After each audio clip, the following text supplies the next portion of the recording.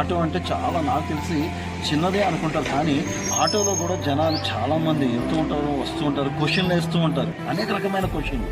ఆ క్వశ్చన్ ఇదేంటి, క్రైస్తవులు ఇక్కడ కాదు కదా, ఇండియన్ కాదు కదా, లేకపోతే అదిగో నువ్వు ఎలా మారావు, నువ్వు ఇదేంటి ఫుల్ సేవ చేయాలి కదా, లేకపోతే ఇలా ఏంటి అలా ఏంటి, రకరకాల క్వశ్చన్లు వేస్తున్నప్పుడు నేనైతే సంతోషిస్తూ వారికి దేవుని వాక్యం చెప్తూ ఉన్న ప్రతి ఒక్క మాట దీంట్లో ఉంది అని చూపించగల దేవుడు జ్ఞానం ఇచ్చాడు.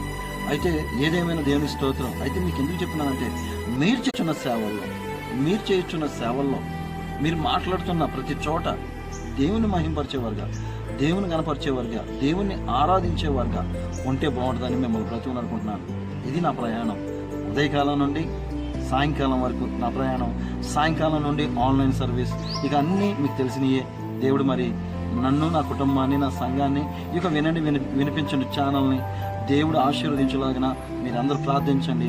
దేవుడి కొన్ని మాటలు దీవించి